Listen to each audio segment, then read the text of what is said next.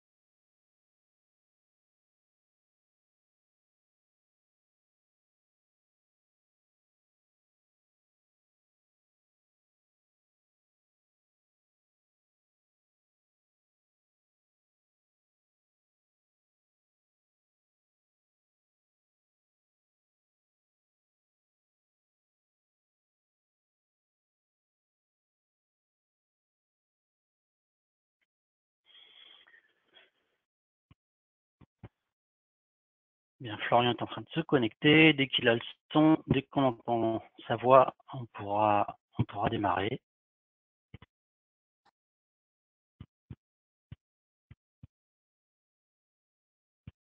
Juste le temps qu'ils mettent le son sur son webinaire. Si vous pouvez juste me mettre un petit mot sur l'outil de question-réponse de GoToWebinar, c'est juste pour m'assurer que ça fonctionne bien. Un petit coucou, ça suffit. Ça nous servira pour la suite du webinaire. Parfait, ça fonctionne. Merci à Louis.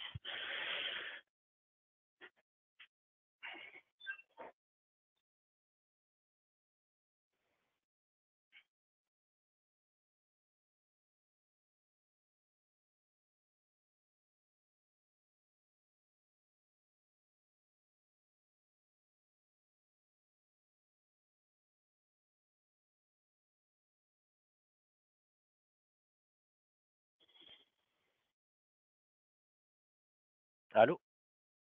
Oui, on t'entend, Florian. Oui, bonjour. On t'entend et on attendait que toi. Désolé pour ce petit retard. Pas de souci. Donc bonjour à tous, merci d'être là sur ce webinaire migration MPLS vers IPsec, qui va se dérouler en deux parties. Une première partie où on va vous présenter le pourquoi du comment, pourquoi on a fait ce webinaire, pourquoi on pense que il y a aujourd'hui une opportunité à bouger et un intérêt à bouger. Bien entendu, un gros disclaimer. On n'a pas la naïveté de penser que parce que vous allez venir sur un webinaire, vous allez tout de suite ce soir résilier, migrer, etc. C'est pas la question. La question, c'est vraiment de vous apporter les éléments auxquels nous avons réfléchi d'une part, si vous vous posez la question. De vous apporter les pour et les contre.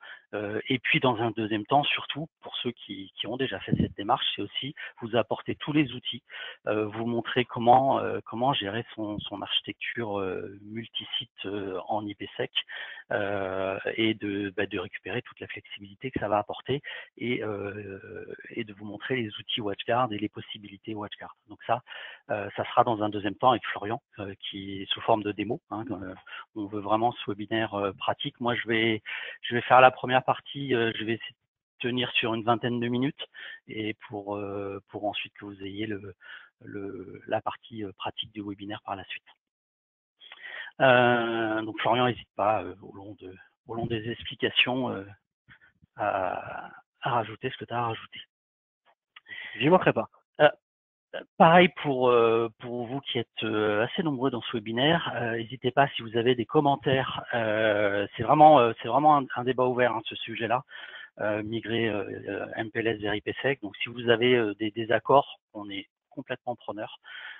Dites-le nous si vous avez aussi des petites anecdotes avec ce qui s'est passé sur des réseaux MPLS. On est aussi assez friand. On en entend souvent beaucoup, mais je suis sûr que vous en avez vous aussi. Donc n'hésitez pas, n'hésitez pas à commenter. Donc ce webinaire est sur le MPLS vers IPsec. Il y a plein de raisons qui font qu'on a voulu faire ce webinaire. La première, c'est un constat tout simplement. On constate qu'il y a de plus en plus de clients qui sont insatisfaits et qui basculent et qui veulent récupérer la maîtrise. Donc, on le constatait jusque-là, on était content parce que du coup, ça fait plus utiliser les outils WatchGuard, mais on a voulu chercher à comprendre pourquoi justement cette démarche, et puis l'accompagner le mieux possible via ce webinaire. Dans ces constats, il y a un constat de service dégradé de certains opérateurs dans certaines régions sur le MPLS. C'est bien entendu une des sources d'insatisfaction et qui pousse à reprendre le contrôle. L'autre chose, c'est le lien avec la RGPD. Alors, je sais qu'on vous a rabâché les oreilles avec la RGPD depuis qu'il y a la mise en conformité qui est demandée, mais et on peut se demander le lien avec le MPLS. Justement, on va tenter de vous expliquer dans ce webinaire quel est le lien entre RGPD et MPLS ou RGPD et réseau IPsec. Le lien peut paraître lointain, il est en fait au contraire très fort, et on va en parler. L'autre chose, c'est que souvent, des gens sont en MPLS parce que du coup, ils délèguent à l'opérateur, ils n'ont pas à s'en occuper, et que c'est souvent lié à ce qu'on peut faire en IPsec en termes d'architecture, en termes de fonctionnalité, en termes de gestion de flux. Et donc, on tient donc sur cette deuxième partie du webinaire à vous montrer ce qu'on peut faire avec ce type de réseau et toute la flexibilité que vous pouvez obtenir. L'autre chose, bien entendu, on va pas se le cacher, c'est que les choses évoluent, Internet évolue, les connexions Internet évoluent. On a aujourd'hui des connexions Internet avec des très jolis débits. Alors certes, pas dans toutes les régions, hein, je vois déjà des gens qui vont se plaindre parce qu'ils sont au fin fond de la campagne avec des accès Internet limités, mais il n'empêche que globalement, les débits augmentent, la fiabilité a largement augmenté aussi, et la disponibilité de ces liens. Donc du coup, ça nous permet d'arriver à faire des architectures IPsec qui profitent de ça. Donc cette évolution, qui n'était pas forcément possible au début de l'Internet, où les connexions ADSL n'étaient pas aussi stables, où il n'y avait pas de fibre, etc. Aujourd'hui, on peut faire de très belles choses, et puis comme je dis toujours, hein, mettre de la QoS quand vous avez plus de débit que de trafic, ça n'a pas d'intérêt. Donc on arrive des fois dans ces cas-là avec des connexions Internet. Donc plein de raisons pour lesquelles on a voulu faire ce webinaire MPLS vers IPsec. Il y en a sans doute d'autres que j'oublie, peut-être que tu en as en tête, Florian, mais en tout cas, ce sont les raisons principales. On va commencer très basiquement sur la définition du MPLS, parce que ce qu'on a constaté, c'est que souvent les gens ont un réseau MPLS, mais ne savent pas ce qu'il y a derrière, ne savent pas comment ça fonctionne. Donc je veux juste reprendre la base, il n'y en a pas pour longtemps, pour expliquer ce que c'est que du MPLS. Donc MPLS, c'est multi-protocole label switching, hein. Vous pouvez aller voir la petite définition soit au niveau de la norme, soit au niveau de Wikipédia.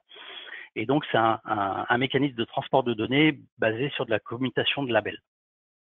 Donc, c'est-à-dire qu'à l'entrée du réseau MPLS, il y a un label qui est mis, à la sortie du réseau MPLS, il y a un label qui est enlevé. Alors, une fois qu'on a dit ça, c'est un peu flou. Comment le traduire autrement? C'est tout simplement un réseau opérateur qui va être mutualisé, et le terme est important, pour relier des sites d'une entreprise de manière étanche. C'est-à-dire que l'opérateur, il a son backbone opérateur, il va le mutualiser pour relier des sites clients. Et en gros, c'est ce sont une espèce de VLAN opérateur, si vous voulez. C'est pas du VLAN, c'est du label, mais c'est le même principe. On a de nombreuses entreprises qui partagent le même réseau sans se voir. Normalement, on a eu quelques témoignages d'entreprises qui se sont vues l'une l'autre. Bon, ça peut pas arriver souvent, mais ça peut arriver. Justement pour cette raison, c'est que quand vous êtes sur la zone PLS, vous partagez les mêmes équipements opérateurs et ils sont mutualisés pour différents clients. Après, il y a une étanchéité qui garantit les uns par rapport aux autres. Il n'y a pas de mécanisme de chiffrement. C'est bien une étanchéité, il n'y a pas de chiffrement de données, comme on verra qu'il y a dans la partie IPsec. Il s'agit juste de segmentation de flux. Hein. Comme un VLAN. Hein. Sur un VLAN, vous n'avez pas de chiffrement de données, là c'est pareil.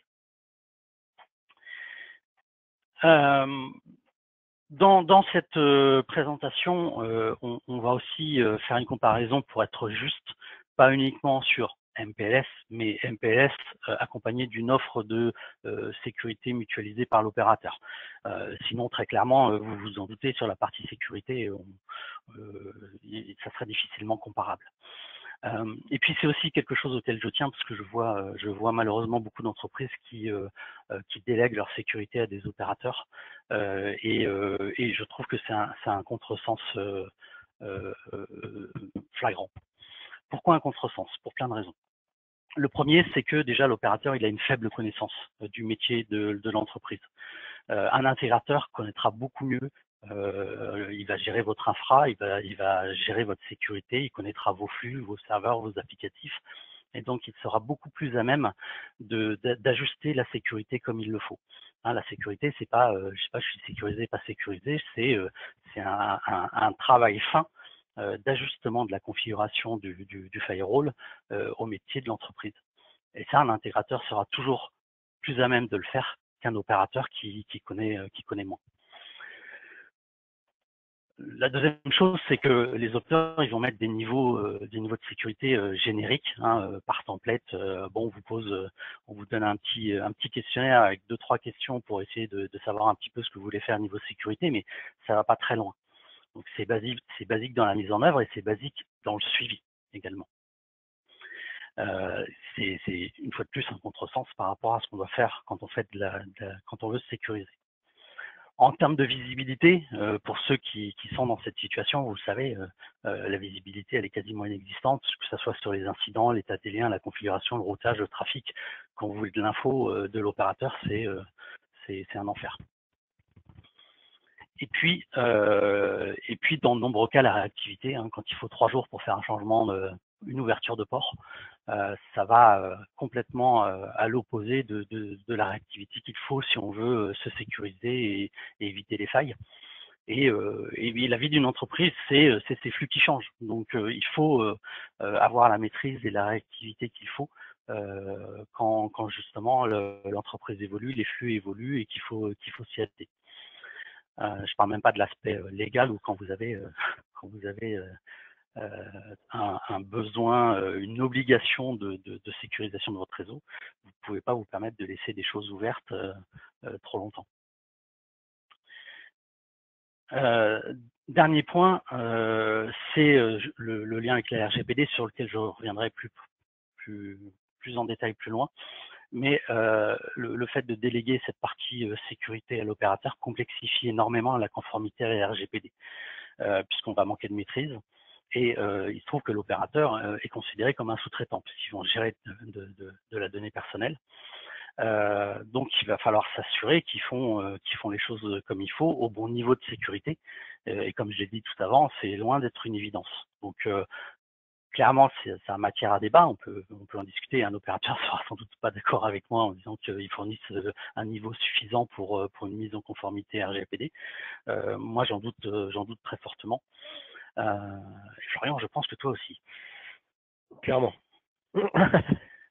Donc voilà, sur les offres sécurisées mutualisées opérateurs, ce que j'en pense, hein, c'est que ça va vraiment à l'opposé de la manière dont on doit gérer sa sécurité. La sécurité, c'est pas du prêt-à-porter, hein, ça doit être vraiment du sur-mesure. C'est que comme ça que vous arrivez à prendre le curseur le curseur de sécurité et le monter le plus haut possible pour avoir le meilleur taux de protection. C'est pas en ayant un niveau de sécurité générique qui est appliqué à tous les autres sans tenir compte de vos spécificités. Alors, si on compare, vas-y.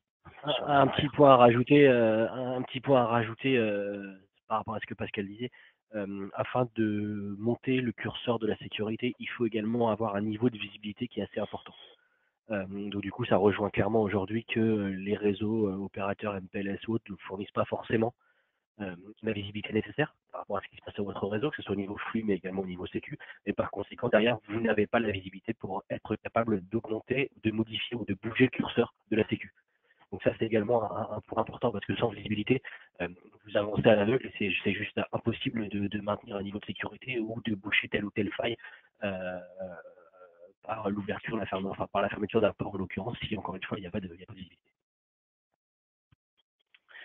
Je leur laisse la main. Oui.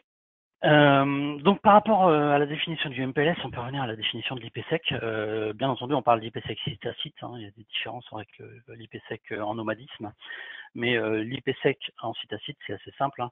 On va avoir la construction d'un VPN sécurisé, fait par des équipements eux-mêmes sécurisés, et ça par-dessus un réseau de transport qui n'est plus un réseau de transport de l'opérateur, mais un réseau de transport public, Internet. Alors ça passe par des réseaux opérateurs, mais c'est un réseau de transport public. Donc l'objectif est complètement commun avec celui du MPLS, c'est juste avec des moyens différents. On va utiliser Internet, on va bâtir des VPN et on va s'assurer que ce VPN est sécurisé et est créé par des équipements qui sont sécurisés eux aussi. IPsec, ça commence à dater un petit peu la standardisation. J'étais dans le métier quand ils ont sorti les normes et à l'époque je lisais encore les RFC de A à Z. Et celle-là, elle est pas mal carabinée et IPsec a vraiment été pensé et normalisé dans une optique de sécurisation. Hein, tous les paquets sont authentifiés, tous les paquets sont chiffrés. C'est pas juste la connexion, c'est vraiment tous les paquets. Donc ça a vraiment été construit pour. Et d'autre part, mise en œuvre par des produits WatchGuard qui sont des produits de sécurité, réaliser des VPN avec des équipements qui ne risquent quasiment rien, c'est rassurant. Donc voilà, le principe il est simple, vous le connaissez, hein, là je enfonce une porte ouverte, mais c'est pour bien faire la relation avec le MPLS. En termes d'architecture, vous connaissez ça sans doute également, mais je préfère le redire parce que des fois tout le monde part sur la même architecture alors qu'en fait il y en a plusieurs possibles. Vous avez l'architecture centralisée où tous les sites distants vont relier un site principal et donc tous les flux vont passer dans les VPN pour aller sur le central et ressortir sur Internet. Donc là, une architecture que feront un certain nombre d'entreprises. Cette architecture a la nécessité d'avoir une connexion principale plus conséquente. Ce qui ne pose pas nécessairement de soucis aujourd'hui vu les débits qu'on peut avoir sur de la connexion ou sur des connexions, parce qu'on verra justement le gros avantage en termes de flexibilité, c'est qu'on va pouvoir agréger des liens différents pour monter en débit. Donc ça, c'est un premier type d'architecture qui a un certain nombre d'avantages. L'avantage premier évident que je vois, c'est qu'effectivement, on va pouvoir gérer la partie sécurité au niveau d'un seul équipement et faire remonter tous les flux vers cet équipement. Donc ça, c'est un côté pratique.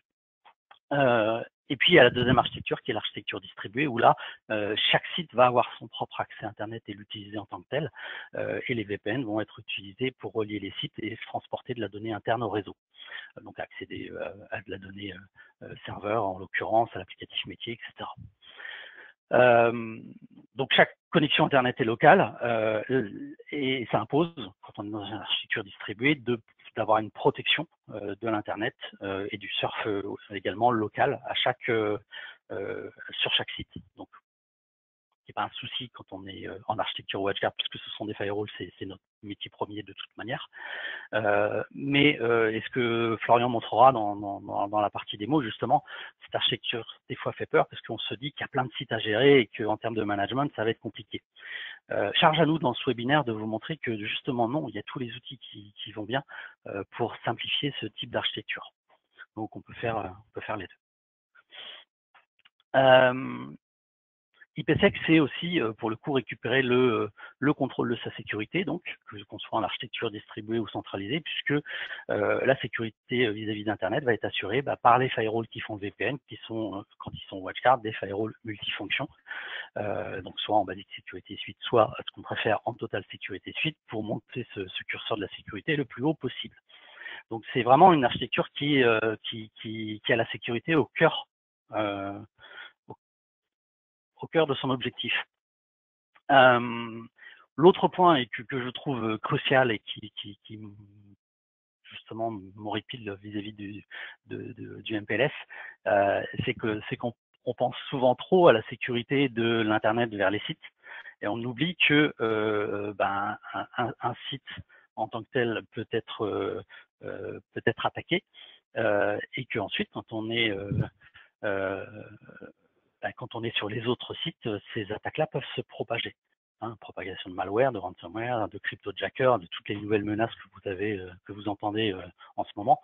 Puis de toute manière, un virus qui se propage, c'est depuis le siècle dernier, donc il n'y a rien de nouveau. Le fait de bâtir une architecture IPsec avec des firewalls fait que non seulement vous pouvez avoir des règles de sécurité vis-à-vis de l'Internet, mais vous allez aussi avoir des règles de sécurité et du filtrage de site à site, site distant vers site central, etc. Et donc, vous allez pouvoir vous protéger d'une éventuelle propagation d'un site vers un autre et donc limiter l'impact d'une attaque. En MPLS, s'il y a firewall sécurisé, c'est même pas forcément le cas, mais s'il y a firewall mutualisé, il s'agit souvent uniquement de la porte d'entrée-sortie de l'ensemble du réseau et les flux vont librement d'un site à un autre. Et de ce fait, s'il y a une attaque d'un malware, d'un ransomware qui va se propager, la seule chose qui va pouvoir éventuellement vous sauver, c'est si vous arrivez à avoir la réactivité de l'opérateur pour couper les flux. Et bonne chance là-dessus. Oh là là, je crois qu'il y a des gros commentaires. Je les lirai un petit peu après. Florian, si tu veux jeter un coup d'œil comme ça. Il y a 2-3 questions, il y a 2-3 remarques sur lesquelles on reviendra. Ok. Si tu vois que les questions sont pile dans le sujet sur lequel je suis en train de parler, tu me dis, comme ça on le traite tout de suite.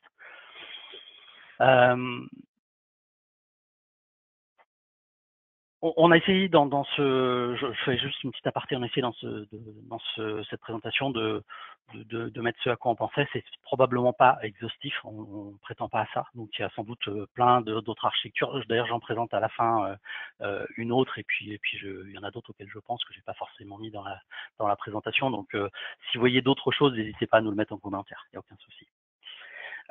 Et donc oui, les virus se propagent. Ça a été notamment le cas, je prends juste un petit exemple pour ceux qui auraient le moindre doute, même si avoir la liste des présents, je pense que vous ne l'avez pas. WannaCry l'année dernière, qui était le premier ransomware à se propager à travers une faille Microsoft, la fameuse faille Eternal Blue, donc capable de se propager de machine en machine à travers le protocole SMB. Donc là, on a vraiment assisté au premier ransomware. Et ce genre de choses peut faire très très mal. C'était le premier du genre. Avant, les ransomware éventuellement se propageaient un peu avec le lecteur réseau sur le serveur, mais ça s'arrêtait là. WannaCry peut se propager sur un réseau complet. Donc le fait d'arriver à assurer une sécurité site à site est vraiment pour moi crucial. Alors, pourquoi la RGPD? Pourquoi j'ai parlé de la RGPD jusque-là? La RGPD, vous avez tout le côté administratif, protection des données, demande de consentement, ce genre de choses. Mais la RGPD, c'est beaucoup plus large que ça. La RGPD, c'est et notre secrétaire d'État chargé au numérique l'a bien rappelé devant le Sénat, c'est également demander aux entreprises de monter le niveau de cyberdéfense. Et ça, c'est un enjeu économique majeur pour la France et pour l'Europe. Quand vous allez, si vous avez la curiosité d'aller sur le Threat Landscape sur notre blog WatchGuard de sécurité, le Threat Landscape, c'est tous nos boîtiers qui remontent leurs statistiques avec les virus connus et les 0-day. Eh bien, on voit comment l'Europe est attaquée, on voit comment la France est attaquée, et la France est énormément attaquée par du 0-day, beaucoup plus que la moyenne des autres pays. Il y a des raisons qui expliquent ça, hein. On est un pays riche, on est sous-équipé en termes de sécurité, et forcément les pirates l'ont compris. Et donc la RGPD, c'est une demande de monter le niveau de cyberdéfense, et notamment à travers l'article 32 que je vous ai mis là, le responsable du traitement et le sous-traitant mettent en œuvre les mesures techniques et organisationnelles appropriées afin de garantir un niveau de sécurité adapté aux risques. Donc on vous demande de ne pas être négligent sur la protection des données à caractère personnel et de faire ce qu'il faut en termes de sécurité. Et ce qui est intéressant dans cet article, c'est qu'on parle de responsable de traitement, donc l'entreprise qui a cette responsabilité, mais également des sous-traitants. Un sous-traitant, c'est quand on traite des données personnelles, on est sous-traitant quand on traite des données à caractère personnel pour le compte, sur instruction ou sous l'autorité d'un responsable de traitement. Donc ça veut dire quoi? Ça veut dire qu'un intégrateur qui traite des données à caractère personnel pour une entreprise est un sous-traitant, c'est-à-dire qu'un opérateur est un sous-traitant, ça veut dire que une boîte marketing qui traite des données pour vous est aussi un sous-traitant, et que si vous voulez être conforme à RGPD, il faut non seulement que vous soyez conforme, mais également vos sous-traitants. Il y a une espèce de co-responsabilité sur le traitement des données, la protection des données. Donc vous me voyez, je pense, venir avec mes gros sabots de très loin. Quand vous déléguez ou pensez déléguer de la sécurité en perdant le contrôle et donc en déléguant à l'opérateur et en vous disant bon, bah, de manière c'est bon, c'est l'opérateur, tout va être bon. Non, vous ne vous défaites pas de cette responsabilité. Vous partagez cette responsabilité avec l'opérateur. Donc autant partager cette responsabilité avec quelqu'un qui fait bien les choses, je vous assure. Là, je vous ai mis une petite explication c'est un texte de la CNIL qui explique justement les obligations du sous-traitant et qui sont les sous-traitants. Donc, il n'y a pas vraiment de débat là-dessus. Et puis la RGPD, curieusement, va assez loin dans la partie technologique. C'est-à-dire qu'il est précisé, je vous ai mis un petit extrait du règlement, hein, c'est un extrait de la loi, qui précise que le cas échéant, c'est bien il faut mettre du chiffrement en place. Alors très clairement, les opérateurs vont vous dire « mais non, monsieur, il n'y a pas besoin, notre réseau est complètement sécurisé, le fait de garantir l'étanchéité avec les autres clients suffit ». Sauf que les attaques de réseaux opérateurs, il y en a. Ils sont pas plus impénétrables que n'importe qui, hein. Même la NSA s'est fait pirater et je vous rappelle que la faille Eternal Blue, elle a été volée à la NSA. Donc il n'y a pas de réseau infaillible, y compris celui des opérateurs. Donc chiffrer les données est probablement une très bonne pratique pour la mise en conformité RGPD, et c'est quelque chose qui n'est pas fait sur un réseau MPLS. Alors j'ai vu des clients qui rajoutaient des firewall WatchGuard sur des réseaux MPLS pour chiffrer les données. Effectivement, quand on est là, on peut se poser la question de faire une migration complète. Voilà. Tu voulais dire quelque chose? Oui, pour la partie étanchéité, j'ai envie de dire une erreur dans l'ID d'un VLAN, c'est vite arrivé. Vous avez deux clients qui ont deux VLAN qui suivent. Il y en a un qui vous plantez dans l'ID du VLAN et accessoirement, vous avez vos deux clients potentiellement qui communiquent l'un avec l'autre. Donc l'étanchéité, vous voyez, j'ai envie de dire que ça se résume potentiellement à un digit dans un ID de VLAN. Comme souvent, les failles de sécurité proviennent souvent d'erreurs humaines. Chez les opérateurs, il y a des humains, comme chez les intégrateurs, comme chez vous. Mais justement, toute la question, c'est comment on s'assure que cette chaîne soit la mieux maîtrisée possible. La RGPD ne demande pas de ne pas faire d'erreur, ne demande pas d'avoir une sécurité à 100% qui de toute manière n'existe pas, mais elle demande d'être volontaire dans le fait d'essayer de pousser ce curseur le plus haut possible. Autre chose dont on voulait discuter sur la partie IPsec, c'est la flexibilité des liens et du trafic que l'on peut avoir maintenant. Je pense que tu le montreras pas mal dans la partie démo, Florian. Donc par l'utilisation du multi-one, le fait d'avoir différents opérateurs avec un mix de technologies, on peut mixer c'est de la DSL, du SDSL, de la fibre de 4G, et j'en passe, c'est des meilleurs. On va pouvoir faire de la redondance, on va pouvoir ajouter de la bande passante quand il y a besoin en rajoutant du lien.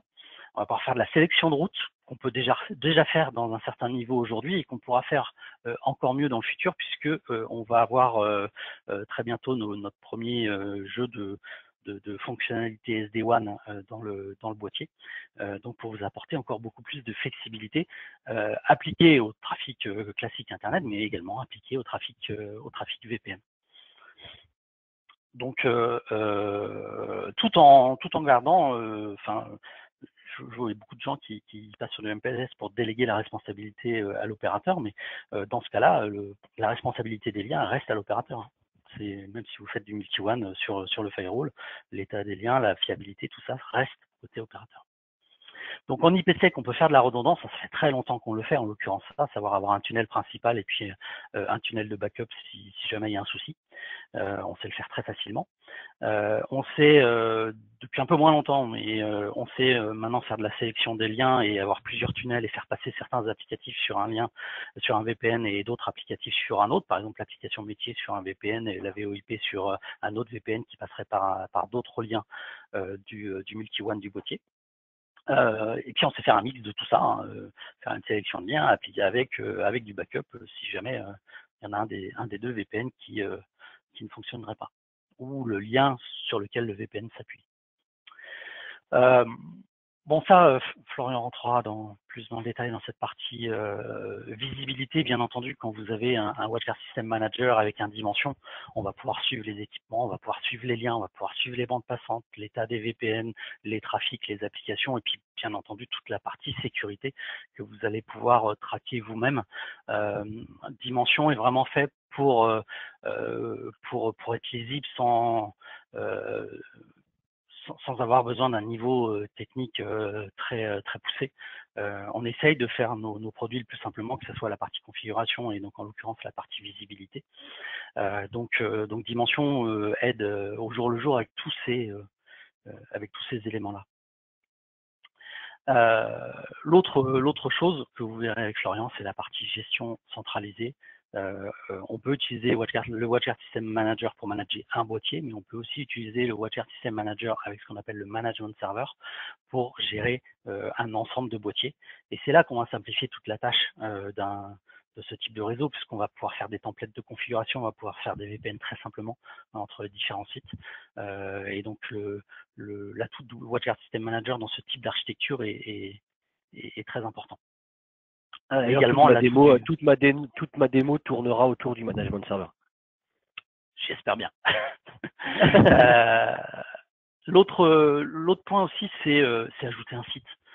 Quand une entreprise doit ajouter un site, le relier au MPLS, il y a des temps de réalisation qui peuvent être assez conséquents, voire débordés. Les opérateurs sont les rois des excuses pour ce genre de choses. Très clairement, quand vous êtes en architecture IPsec, avoir juste une connexion Internet, monter un VPN et mettre un boîtier WatchGuard, alors non seulement c'est déjà de base pas très long, mais en plus de ça, on a des technologies comme Rapid Deploy qui permettent d'envoyer le boîtier à distance. Il faut juste connecter le boîtier et avoir une connexion Internet, et celui-ci va récupérer une config qu'on a préparée ou récupérer un template que l'administrateur, à partir de son WSM central, va pouvoir pousser. Donc ça, vous le verrez aussi dans la deuxième partie. Et puis je vous ai mis un petit dernier slide sur une architecture que je vois de plus en plus en VPN IPsec, c'est aussi la possibilité de se relier à des VPN, à des clouds publics, et de sécuriser ces clouds publics. C'est-à-dire que pour ceux qui font un peu d'Azure ou qui ont leur architecture sur Azure, vous avez peut-être bâti des VPN Azure directement vers les sites.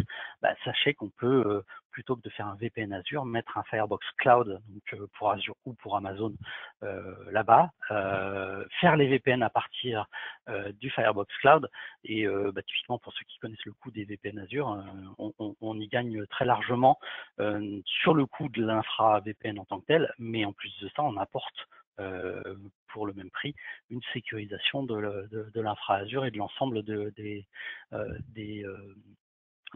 flux entre les différents sites et le cloud public. Donc ça, c'est un type d'architecture. Et un autre type d'architecture pour finir, et puis après je laisse la parole à Florian, je rajouterai le slide d'ailleurs, je pense, parce qu'il est important, c'est que là on parle de migration MPLS vers IPsec, on peut aussi envisager une cohabitation des deux, et d'avoir une partie des sites en IPsec, là où l'opérateur a le plus de mal. Et donc on peut aussi envisager une cohabitation entre les deux. Est-ce qu'on regarde les questions pour le coup, Florian? On peut faire un petit tour sur les questions comme ça, ouais, on balaye les questions tout de suite avant le. Tout à fait. Alors, première question d'Anthony. Alors, dans le cadre d'une architecture IPsec centralisée, il existe des solutions pour faire sortir les flux Google dans le pays distant. Point d'interrogation. Exemple, le central est en France, un IPsec relie l'Italie. Du coup, des recherches des utilisateurs italiens sur Google ne seront pas optimisées. Beaucoup des résultats francisés, mal géolocalisés. Alors, plusieurs architectures possibles par rapport à ça. On peut très bien avoir un tunnel IPsec donc entre le site central français et un site distant italien, et puis dire ou non de forcer tout le trafic dans le tunnel, comme on peut le faire avec du mobile VPN. Ok, ça c'est le premier point. Maintenant, Pascal parlait également tout à l'heure de la technologie virtual interface. Donc la virtual interface, en gros, c'est un site A connecté à un site B, et je vais être capable de dire que je vais transiter tel ou tel flux, puisque, et on va le voir par la suite, l'interface virtuelle est reconnue comme une interface WAN. D'accord? Donc par conséquent, je peux soit forcer tout le trafic dans le tunnel, et là en effet, ça sortira par le site français, donc potentiellement des erreurs dans les recherches Google et ainsi de suite. Et sinon, je peux choisir de faire passer dans le tunnel que le flux nécessaire et avoir une sortie locale pour tout ce qui va être surf et ainsi de suite. Donc là-dessus, il y a différentes architectures possibles. Deuxième question de Lilian. Alors, on a un client qui a mis en place un VPN type MPLS, mais on a su laisser les watchguards pour router ce qui est VPN et protéger la partie Internet. Ok. Merci. C'est un commentaire qu'une question pour le coup. Oui, pardon. Yvan, ok. Alors, question. Comment créer un PRA asynchrone intersite via IPsec sans que l'adressage des deux sites distants soit différent? Alors, comment créer un PRA asynchrone intersite via IPsec sans que l'adressage des deux sites distants soit différent? Vous avez 4 heures. Il faut la relire deux fois, celle-là. Ouais. Alors, même une troisième fois, je pense.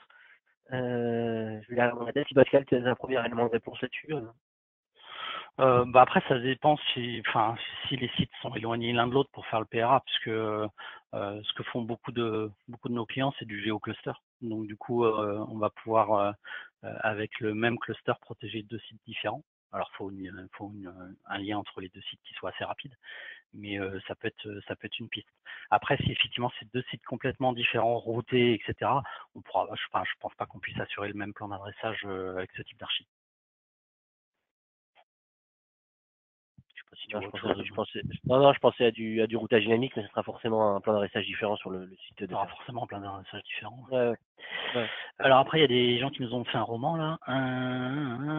C'est qui à l'étranger, Yvan, il s'est lâché, Yvan. Mais non, hop, il a retiré la question. Je la retire. Il a retiré. Ok, alors, bonjour Rachid. Hop, quelle est la solution WatchGuard pour la Chine? Bonne question. Bonne question parce qu'en fait ça dépend pas de nous. La Chine bloque régulièrement les VPN et de toute manière toute communication vers l'étranger quand ça leur chante. Donc des fois c'est ouvert, des fois c'est fermé, etc. Moi je connais pas de solution technologique parfaite pour répondre à ça. Quand la Chine décide de fermer, ils décident de fermer. Et voilà. Après, on peut essayer de gauger, utiliser des outils d'anonymisation, des choses comme ça, mais c'est pas légal en Chine. Donc, je ne sais pas répondre à cette question puisque c'est une question pour le coup éminemment plus politique que technologique. Sur la partie technologique, si vraiment, entre guillemets, on ne veut pas se faire détecter sur la partie IPsec, il y a toujours maintenant la possibilité de monter un tunnel en SSL. C'est-à-dire que les boîtiers WatchGuard, on peut monter un tunnel site à site, non plus basé uniquement sur l'IPsec, mais également sur l'SSL. Alors après, voilà, ça peut juste, entre guillemets, après, il y a la partie légale en Chine qui fait que, voilà. Oui. Voilà. Mais peut-être que le SSL attire moins l'attention que l'IPsec. Après, c'est juste mon point de vue.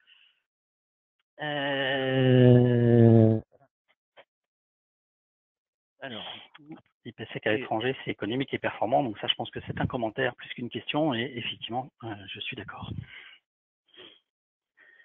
Je te bascule l'écran, Florian? Allez, à moi de jouer. Allez. Est-ce que je suis sûr de vouloir te faire présentateur? Oui, je suis sûr. Tac, on va faire un peu de ménage déjà. Alors, j'ai deux options. Hop, écran principal, je partage. Logiquement, vous le voyez. C'est bon? Oui, on voit. Ok. Alors, juste avant de débuter, j'ai travaillé sur une démo. Je vais pas dire complexe, mais complète plutôt. Donc juste avant de me lancer dans du paramétrage, dans du glisser-déplacer, dans de la mise en place de VPN et autres, j'ai fait un petit schéma d'archi que j'espère le plus simple possible pour vous faire comprendre un petit peu l'environnement dans lequel on se trouve et par conséquent ce qu'on va essayer de mettre en place. C'est pas ce qu'on va essayer, c'est ce qu'on va mettre en place d'ailleurs. Du coup, j'ai ici 4 sites. D'accord? J'ai clairement ici un site principal en bas, donc sur lequel je vais zoomer, ok, qui s'appelle Paris avec route. Sur ce site-là, j'ai un cluster de T70 en actif passif, un fireware en version 12.2.1, et sur ce réseau-là, donc qui est vraiment mon site principal, j'ai 5 VLAN. Premier VLAN, tout ce que moi j'appelle DMZ, donc tout ce qui va être VLAN plutôt serveur. Après, j'ai un VLAN LAN, j'ai un VLAN LAN Wi-Fi, un VLAN guest. Donc forcément, il n'y a pas d'équipement parce que je ne gère pas qui est-ce qui se connecte sur ma partie guest. Et enfin, un VLAN de management sur laquelle j'ai une borne Wi-Fi qui est connectée. Okay, je renseigne ici volontairement les adresses IP, ma partie WAN, mes différents plans d'adressage sur mes différents VLAN. Pourquoi? Parce que tout à l'heure, ça va me servir lorsque je vais commencer à mettre en place des tunnels pour la gestion site à site. Ensuite, j'ai un deuxième site ici avec un WatchGuard Tennis qui est en version 12, d'accord, avec simplement une borne Wi-Fi derrière. J'ai pas de PC fixe, c'est que du laptop connecté en Wi-Fi, donc un WAN et également un LAN. J'ai un deuxième site distant, donc région parisienne, les Ulysses, sur lequel, pareil, j'ai un P70 qui est en version 12.2 avec une patte WAN, une patte LAN, et là, en l'occurrence, j'ai un serveur qui est connecté derrière, enfin laptop, pardon, qui est connecté derrière. Donc, on pourra imaginer tout à l'heure que c'est une machine sur laquelle j'ai besoin de me connecter, mais que via, par exemple, du RDP ou autre. Troisième point, un site dans le sud avec un T15W, d'accord, une patte WAN, une patte LAN, et comme c'est un T15W, j'ai une partie Wi-Fi. Donc du coup, j'ai deux sous-réseaux, un pour le LAN filaire et un pour la partie LAN Wi-Fi. D'accord. Bon, je vous demande pas de retenir toutes les IP parce que ça va être compliqué, mais au moins ça vous donne voilà, un petit peu l'architecture que l'on peut avoir, et on pourrait potentiellement appeler un opérateur français et lui demander ici, ben voilà, j'ai 4 sites, merci de me les interconnecter via MPLS. Bon, ça, par contre, je ne le ferai pas. Je vais plutôt m'appuyer sur une techno WatchGuard que je maîtrise.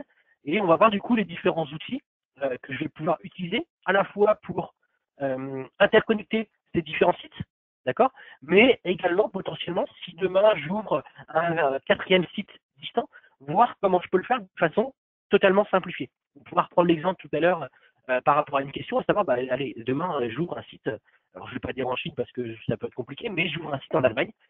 Du coup, est-ce que j'ai besoin de me déplacer en Allemagne pour pouvoir interconnecter le boîtier, ou est-ce que je vais aller utiliser des outils dont Pascal faisait référence tout à l'heure, notamment la partie rapide deploy et ainsi de suite. Okay. Des questions sur cette architecture? C'est une architecture plutôt simple, hein, juste multi-site.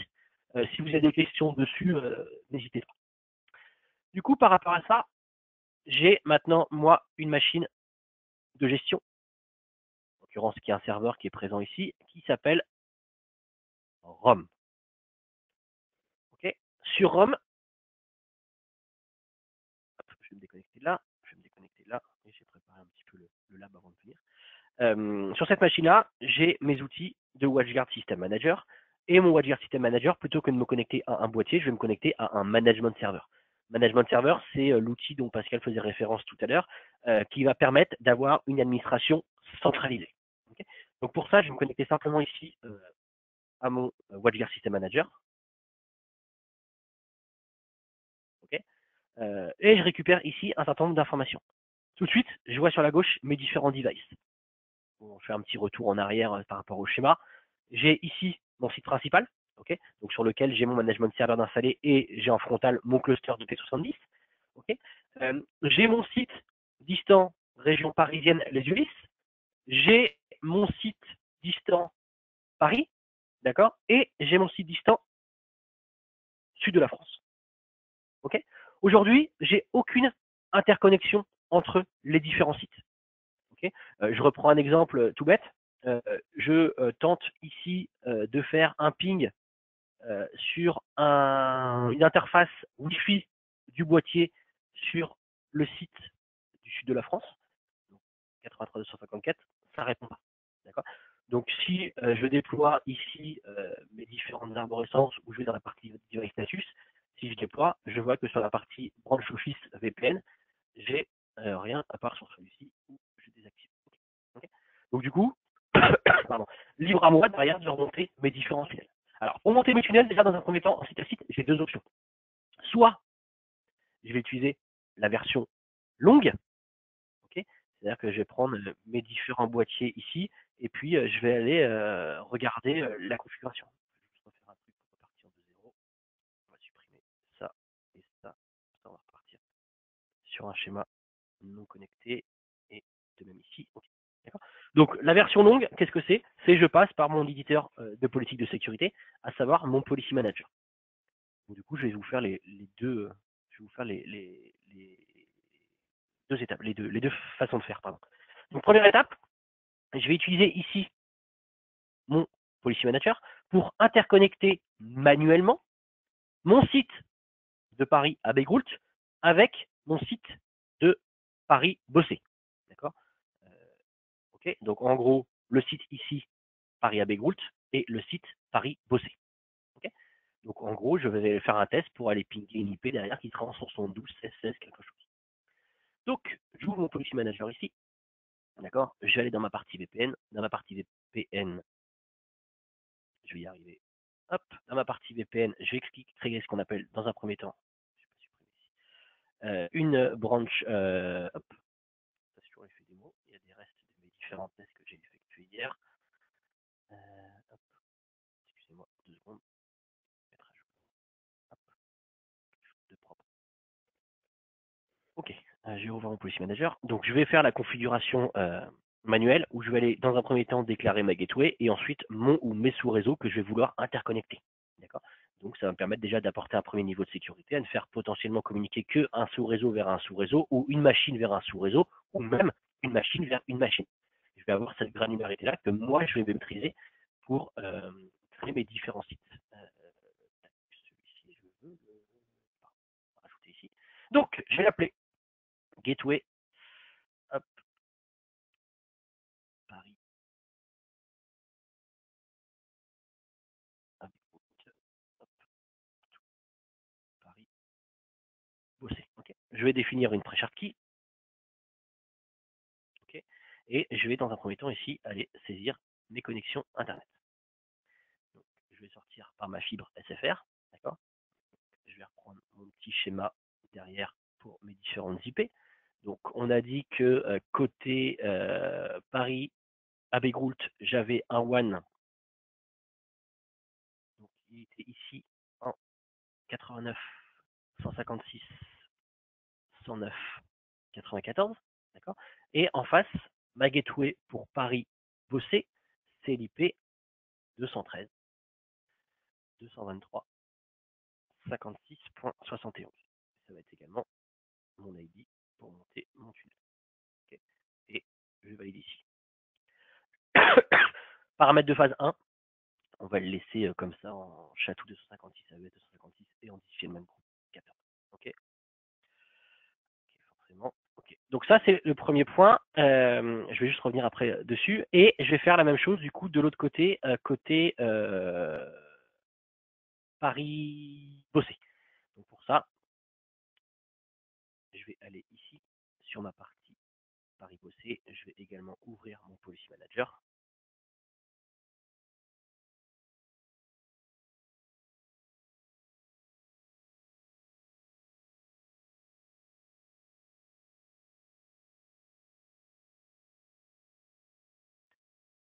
Et ici, je vais faire la même configuration. Ok, et j'ai encore un résidu qui traîne ici. C'est pas grave, je vais faire la même chose. Donc, ça va être ma GW, donc Paris bossé, tout, Paris, hop, AB, je vais y arriver, AB, groupe. Ok, je remets la même pré-chart key. Du coup, derrière, je sors là en l'occurrence par lien ADSL. Donc vous voyez déjà on peut utiliser les différents types de liens. D'un côté j'avais un lien fibre donc sur Paris à Bégrou et sur Paris Bossé, j'ai un lien ADSL. Donc du coup je reprends mon IP ici qui est en que j'ai d'ailleurs même collé, okay, et qui va aller pointer vers mon IP côté Bossé, côté Abégrou pardon, qui est en 89.156 109 94. Ok, hop.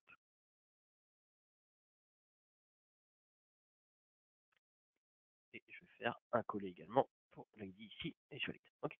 Donc ça, les paramètres de phase 1 et derrière, je vais aller cliquer sur OK.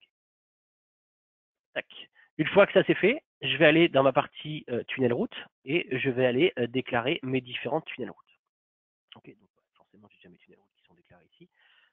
Je vais en créer des nouvelles où je vois par exemple ici que sur la partie donc, Paris Bossé. J'ai un sous-réseau, souvenez-vous, qui est ici en 172 16 16 0/24, d'accord. Et par exemple, je vais le faire dans un premier temps communiquer avec mon VLAN 10 DMZ, qui est lui en 10 1 1 0/24. Ok. Donc, soit je le modifie ici, donc il sera en 10 1 1 0/24. Ok. Et je valide ici. Ok. Hop. Et donc une fois que ça c'est fait, je vais pousser la configuration donc des deux côtés et je vais avoir logiquement mon tunnel qui remonte. Alors, hop, je vais juste, non, je veux juste voir pourquoi. Je fais juste un point comme ça. Pourquoi mais j'ai toujours mes tunnels routes qui existent d'un côté et de l'autre. C'est forcément le petit effet démo qui traîne. Hop, je vais faire le ménage là et là. On va juste resynchroniser les deux boîtiers.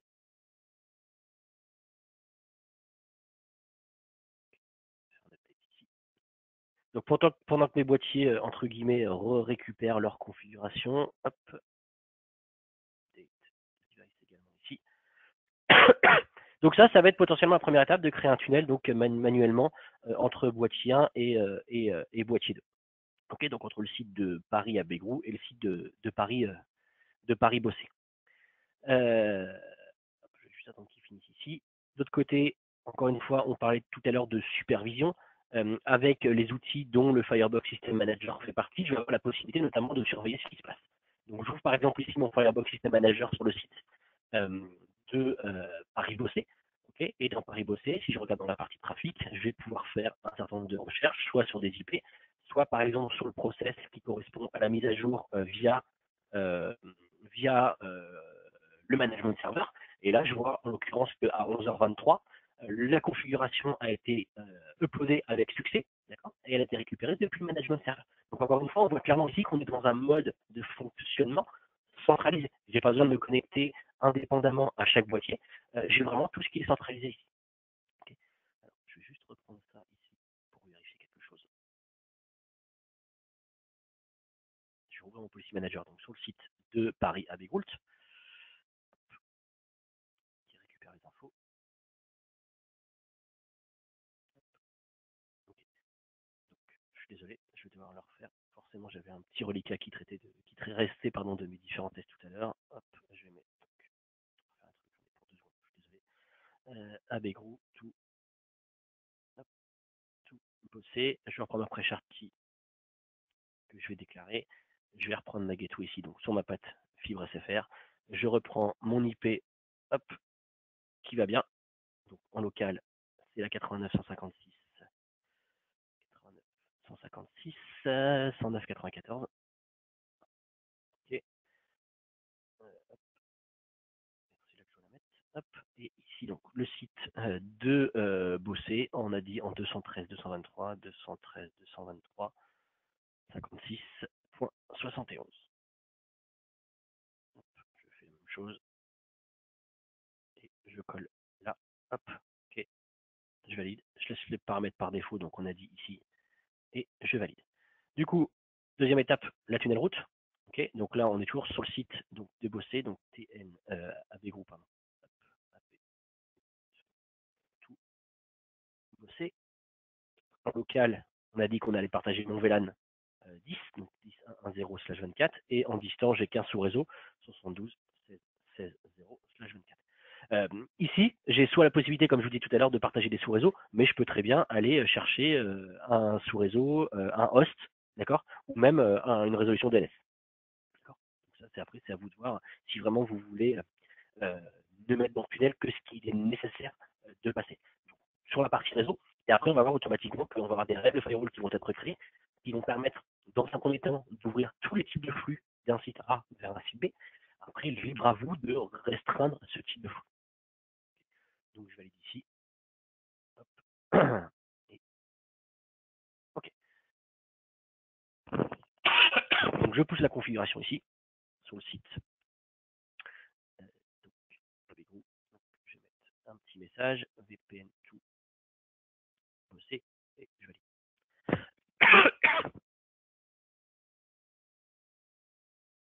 OK, c'est validé. Je vais faire mon policy manager ici. Je retourne sur mon site de Bossé et je vais faire la même chose. Désolé pour ce petit contretemps de tout à l'heure où il y avait, je vous dis, un petit reliquat qui était resté par rapport aux différents tests. Hop. Donc vous voyez, même, entre guillemets, monter un tunnel manuellement, dès lors qu'on a bien identifié tous les paramètres réseau et ainsi de suite, c'est quand même pas très très long.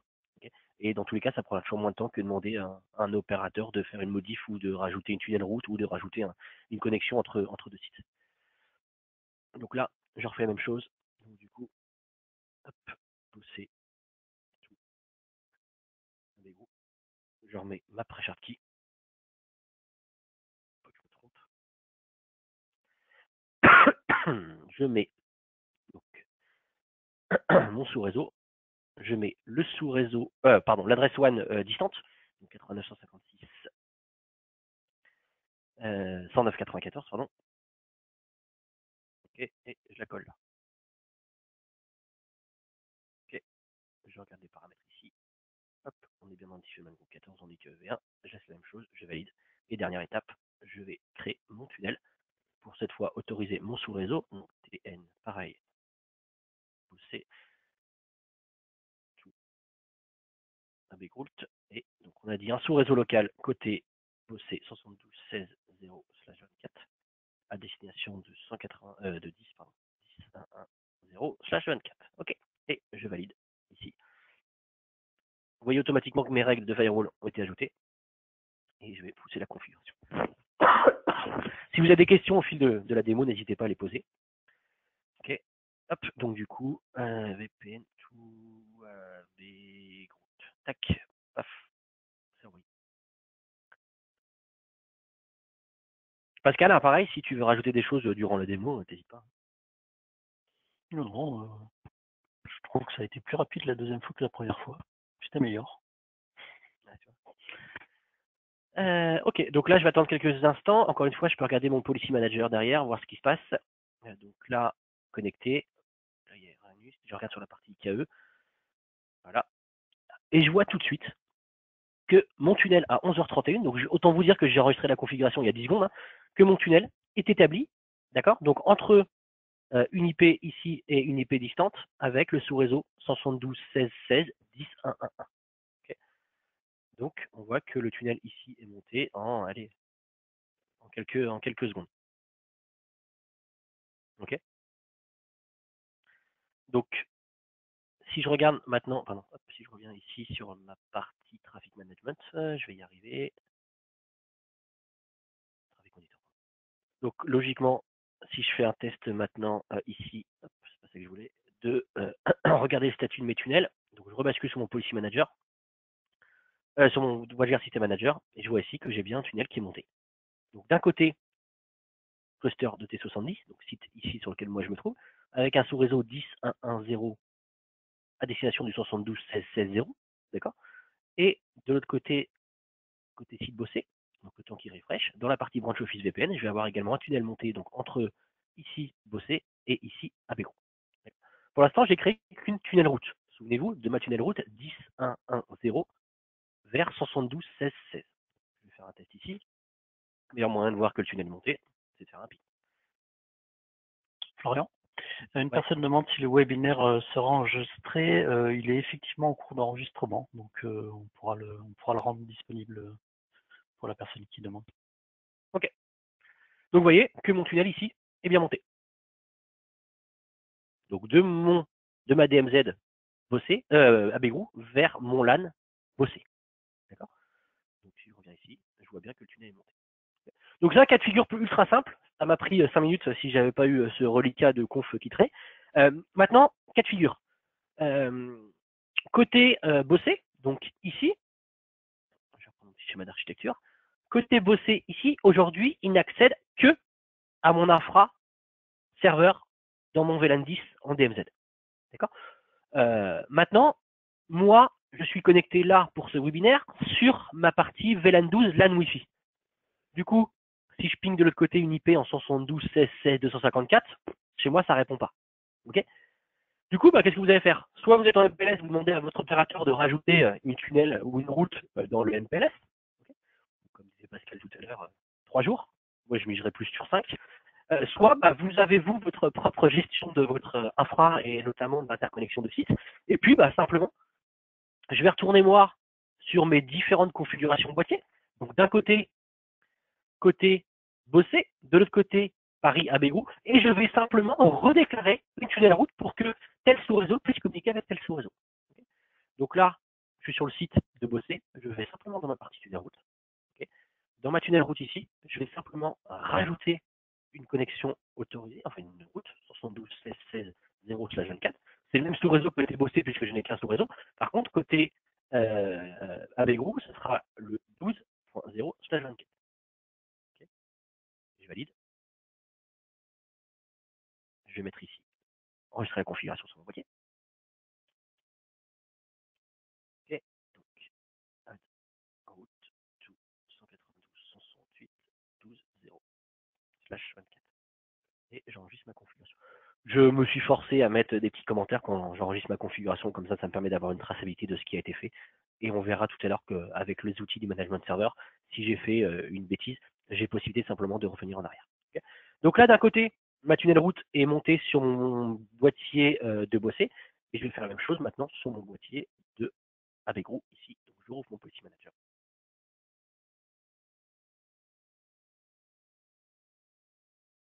Okay.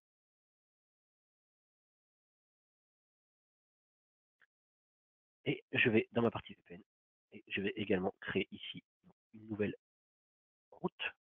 D'un côté 192.168.12.0/24 à destination toujours de mon sous-réseau en face 72.0/24.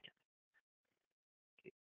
Je valide et je enregistre ma configuration et logiquement je devrais avoir mon ping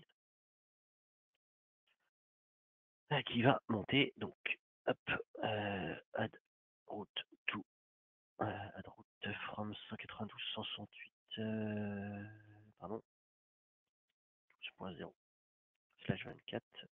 Hop. Et j'enregistre la configuration ici, donc d'ici quelques secondes, logiquement, le ping devrait monter vers ce site-là. Hop, et vous voyez, c'est instantané.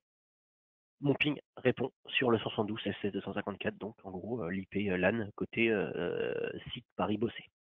Okay. Vous voyez la flexibilité et surtout la rapidité avec laquelle je suis capable de faire des modifications réseau, de publier différentes routes et ainsi de suite. Alors, j'ai une question. On va bien voir les managed VPN. Oui. Alors, Yvan, on va bien voir les managed VPN. Oui, Yvan, rassure-toi, on va bien voir les managed VPN. Là, en gros, j'ai fait la version longue. Maintenant, je vais faire la version courte. Pardon. Rachid, on parle beaucoup de SD-WAN. Comment WatchGuard se situe là-dessus? Alors, je vais revenir dessus sur la partie SD-WAN. Je vais juste finir ma démo sur l'interconnexion des différents sites et je répondrai plus précisément à ces différentes questions. Ok, donc là, j'ai en gros, je reprends mon schéma, interconnecter mon VLAN 10, mon VLAN 12 avec mon réseau LAN de Paris Bossé en 72.16.0. Maintenant, je vais aller plus loin et je veux interconnecter mon VLAN 12 de Paris à Bégrou avec mon LAN de Ramatuelle en 192, 168, 83.0/24. D'accord? Alors, plutôt que de refaire la version longue, j'ai la possibilité de monter un tunnel directement ici via mon WebGuard System Manager et mon Management Server au travers d'un simple glisser-déplacer. Du coup, je prends mon boîtier ici.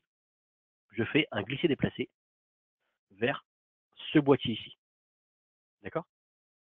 J'ai un petit wizard qui apparaît. Du coup, quel sous-réseau local je veux rajouter? Donc, en l'occurrence, ici, ça va être mon VLAN 12. En face, quel sous-réseau je veux utiliser? On a dit la partie Wi-Fi. Okay, je clique sur Next. Qu'est-ce que je vais utiliser comme template de sécurité? Alors, soit j'ai mes templates de sécurité qui sont définis par défaut, d'accord? Soit j'ai possibilité d'aller en utiliser d'autres. Je vais prendre celui-ci, le Chatou AES 256 en diffusion 5, d'accord? Je vais faire Next. Là, j'ai ce qu'on appelle le policy template. Le policy template, c'est ma règle des firewalls qui va être appliquée dans la connexion d'un site local vers un site distant. Donc, par défaut, ici, moi, j'ai tout autorisé. Si vous voulez créer un template dans lequel vous n'allez limiter, autoriser par exemple que du RDP ou de l'HTTP ou HTTPS, vous pouvez rajouter ici les différents services. D'accord, je peux rajouter ici, en l'occurrence, par exemple, je sais pas, l'HTTPS. OK. Et du coup, j'ai mon HTTPS qui est rajouté ici. Bon, moi, je vais laisser par défaut ici, où je vais rajouter en ennemi. Je fais un next. Donc, le wizard est complet, et je clique sur la partie finish. Et donc là, du coup, il m'a sauvé la configuration sur Management Server. Il a expiré ce qu'on appelle le lease côté local, donc ici, on a côté Abégrou, et il m'a expiré le lease côté Ramatuelle au niveau de la Vagabonde.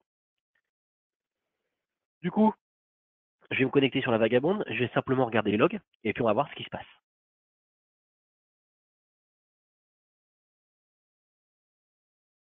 Je vais regarder mon trafic monitor. Je vais aller rechercher mon process tout à l'heure dont je parlais, lié au Management Server. Okay, et je vais voir si ça a bien communiqué, s'il a bien récupéré la configuration et autres. Je suis en train de réfléchir. C'est le sud de la France, et en plus je passe par une ADSL, vous voyez, donc le lien, autant vous dire qu'il n'est pas top.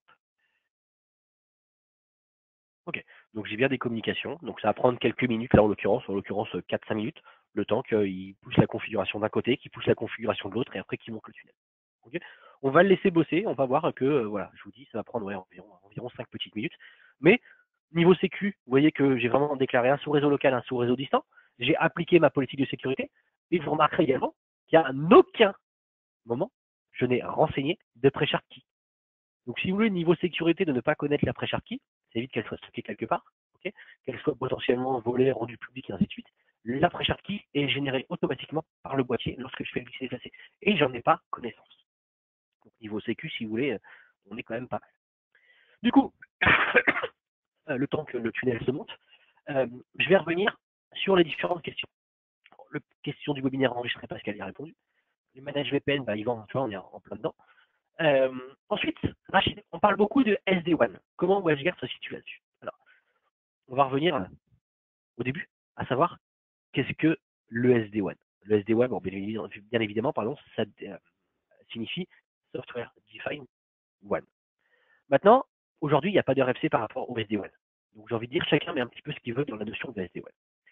Nous, on a fouillé un petit peu et on a regardé quels étaient les critères pour, entre guillemets, avoir du SD-WAN. On a été voir côté Gartner.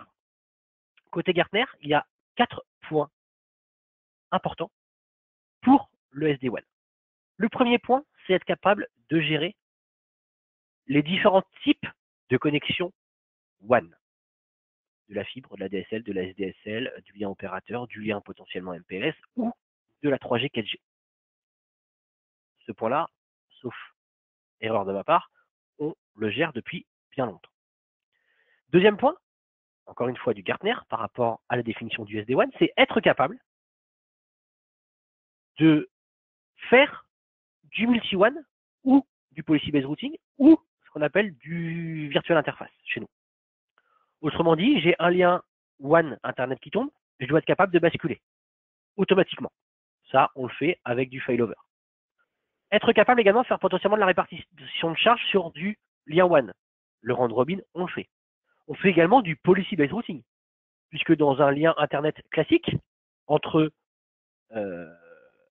sur une sortie Internet classique hors VPN, je vais être capable de dire que tel flux applicatif, telle population, tel type de flux par protocole sort par tel lien WAN, d'accord, et le reste sort par un autre lien WAN. Ça, on sait le faire. On sait également le faire dans le cas d'un tunnel IPsec. Pascal en parlait tout à l'heure, avec la notion de virtual interface. Je peux monter un tunnel basé sur des virtual interfaces et dire que le site distant, pour accéder à telle ressource du site principal, passe par ce tunnel-là. Okay, par exemple, vous avez de la téléphonie avec un PABX sur le site principal, vous avez monté un tunnel dédié, tout le flux PABX, téléphonie, VoIP, pardon, passera par ce tunnel-là. D'accord. Et puis tout le reste, du transfert des fichiers, de la sauvegarde, tout ce que vous voulez, passera par cet autre lien-là, IPsec. Ça également, on sait le faire. D'accord. Autre point du Gartner, et qui à mon sens totalement subjectif, avoir une solution facile d'utilisation et d'administration. Je vous dis, c'est subjectif, parce que chacun va avoir son propre avis sur la solution. Maintenant, moi, j'ai quand même ma préférence. Vous voyez ici, créer un tunnel site à site en faisant un glisser-déplacer, plus facile que ça, je pense que c'est compliqué. D'accord. Quatrième point, toujours du Gartner, et là, c'est le point sur lequel on est en train de travailler, c'est être capable d'avoir un choix automatique de chemin pour un paquet. Autrement dit, en fonction de l'état d'un lien, alors pas l'état up-down, parce que ça, on sait déjà le faire, mais état d'un lien, charge, latence, paquet perdu, gig, dire que tel ou tel paquet ou tel flux doit sortir par telle ou telle interface. Ça, on est en train de travailler dessus et ça sera dispo d'ici la fin de l'année. Et pour vous montrer qu'on travaille dessus, on a déjà dans nos boîtiers WatchGuard une notion de SD-WAN, mais plutôt côté visibilité. D'accord. Alors, je vais ouvrir ce boîtier, puisqu'il est dans la version la plus récente, et on va voir que dans mon Firebox System Manager, j'ai une notion de SD-WAN. Okay. Vous voyez ici l'onglet SD-WAN. Donc sur mon SD-WAN, je vais récupérer différentes informations avec le pourcentage de charge, le pourcentage de paquets perdus, et ainsi de suite. J'ai également, sur l'interface web des boîtiers, cette notion de SD-WAN. Je vais me connecter par exemple à mon boîtier ici, donc mon cluster de T70. Hop, 1. Je vais y arriver, 254, 2.8080. Ok, non, je peux connecter en status, c'était suffisant. Ok, dans ma notion d'interface ici, j'ai l'onglet SD-WAN qui apparaît. Et du coup, dans mon SD-WAN, j'ai mes informations ici. Par rapport à un pourcentage de paquets perdus, par rapport à une latence et par rapport au jitter. Donc là, en l'occurrence, si je fais un focus sur un lien WAN, donc ma fibre SFR, je vois que j'ai 0% de paquets perdus sur les 20 dernières minutes. Je vois que la latence, elle est au niveau moyenne à 6, millisecondes, je vais y arriver, et le jitter, je suis à 0,840 millisecondes. Ok. Donc ça, aujourd'hui, les critères, je les ai. Demain, en gros d'ici la fin de l'année, je vais pouvoir utiliser ces critères, mettre en place des seuils et dire que par exemple, si j'ai plus de, je vous dis une bêtise, 5% de paquets perdus sur telle interface, je ne l'utilise pas pour tel ou tel type de flux. D'accord. Donc je vais avoir du multi-WAN avec la notion de SD-WAN basée dessus. Pareil, si j'ai une latence qui est supérieure à 30 millisecondes, je sais que pour ma téléphonie, c'est pas bon, donc mon lien VoIP, je ne le ferai pas passer par ce lien-là. Okay. Donc voilà ce qu'on va apporter au niveau SD-WAN d'ici la fin de l'année, et notamment avec la version Fireware 12.3. J'espère, Rachid, avoir répondu à ta question. Alors, autre question. Du coup, je vais quand même revenir derrière, voir ce qui se passe. Tac, si je reprends mon deuxième Fireware. Florian, quelqu'un demande ce qu'est le jitter. Ah. Alors, comment le définir le jitter? C'est le delta de C'est la latence. gig. Ouais, c'est la delta de latence, c'est la gig, ce qu'on appelle en français. C'est-à-dire que quand il n'y a pas de jitter, la latence est stable, elle peut être haute, basse, peu importe. Et quand il y a du jitter, eh bien, il y a des variations. Et donc, le delta de variation, c'est ce qu'on appelle le jitter, ou la gig.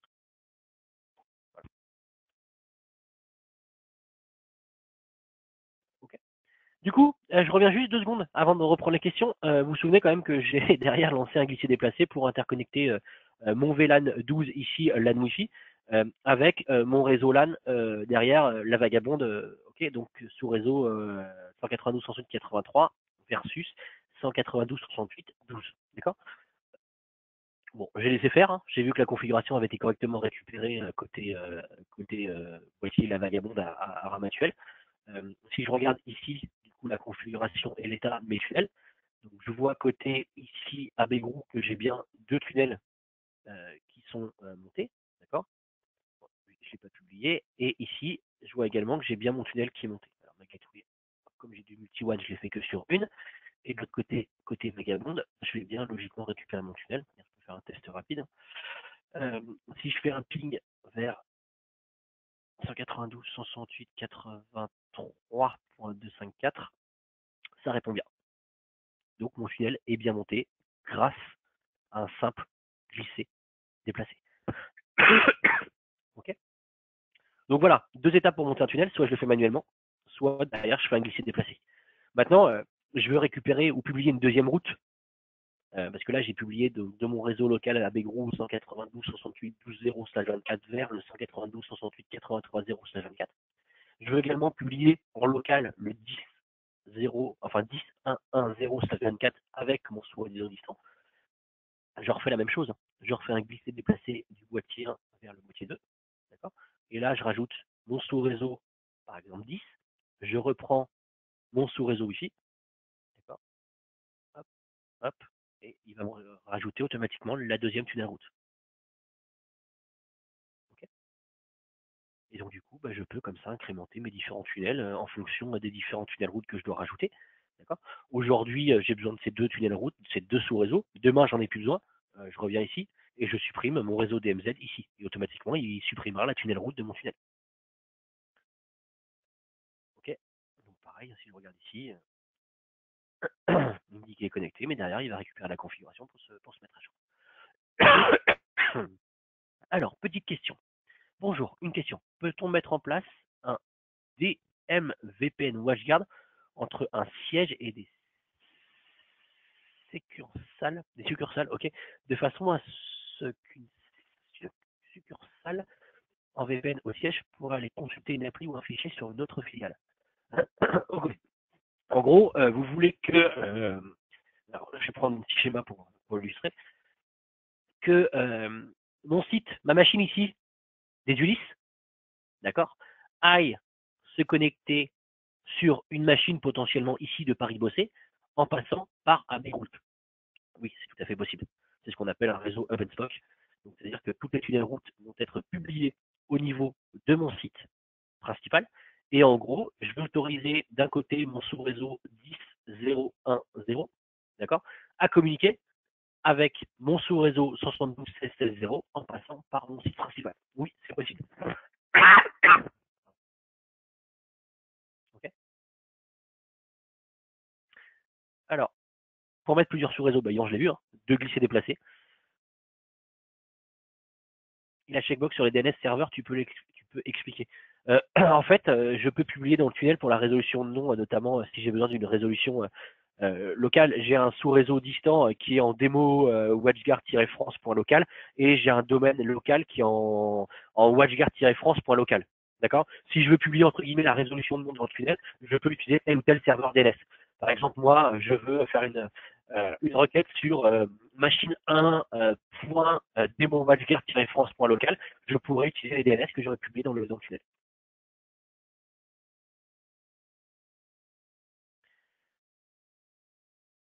Alors, avons-nous des moyens d'optimiser la latence sur des liens IPsec intercontinentaux? Wow. Là, pour moi, ce serait plus côté opérateur. Alors, optimiser la latence, peut-être optimiser la latence peut-être avec un niveau de charge ou ainsi de suite, et encore. Mais après, la latence, malheureusement, dépend un peu du type, du lien fourni par l'opérateur. Je sais pas ce que tu en penses, Pascal, mais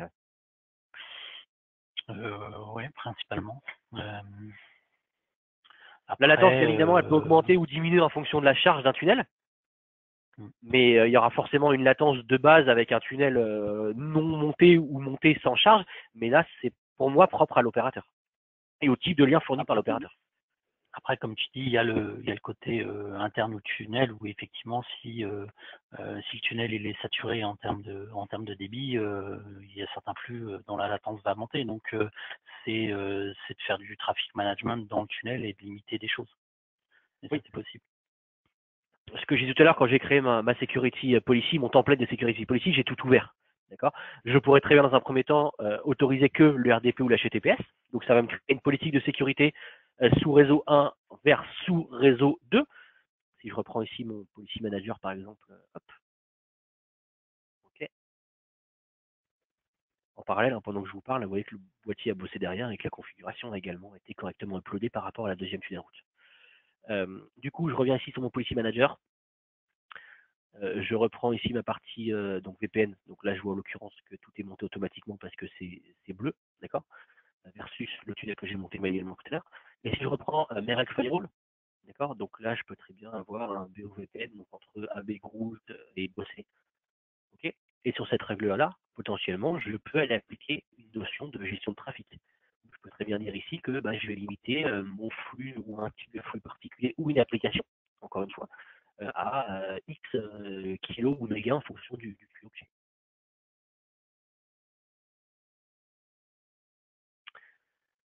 Ok, ça on a répondu, donc ça c'est répondu. Hop, merci brillant. Ok.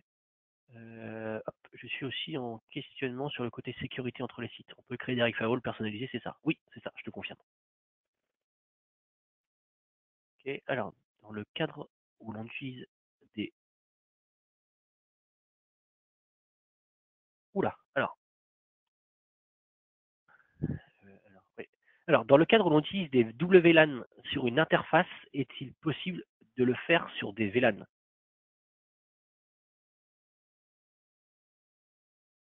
Dans le cadre où l'on utilise des WLAN, ou c'est des VLAN, des WLAN sur une interface, est-il possible de le faire sur des VLAN? Là, j'ai besoin d'un tout petit peu plus d'explication. Je sais pas si Pascal, tu... Attends, ce qu'il a dit après, des VLAN. Ah, sur des VLAN. Ouais, mais du coup, c'est pas plus clair. En gros, alors si j'ai compris, c'est apporter un niveau de sécu dans le tunnel par rapport à différents VLAN, mais chaque VLAN va être propre à chaque site. Donc site principal, moi j'ai 4 VLAN. Site distant, je peux avoir un VLAN ou plusieurs VLAN. Après, c'est juste vu comme des sous-réseaux. Donc après dans le tunnel, que ça soit ça sera pas un VLAN dans le tunnel, mais ce sera en l'occurrence un sous-réseau. Donc un sous-réseau correspondra à un VLAN sur le site distant, et on va jouer comme ça sur la sécu. Ça, c'est une question qu'on a souvent, c'est la question des transports de VLAN, c'est-à-dire qu'on dit comment on peut transporter les VLAN et faire des choses dessus. Et il n'y a pas un réel transport de VLAN. En fait, il y a un mapping de VLAN de deux sites différents, mais comme c'est le même tag, du coup, c'est comme si on les avait transportés. Mais c'est pas un réel transport parce que le VLAN c'est au niveau Ethernet et que au niveau WAN on sera au niveau IP. Mais on fait un mapping en fait.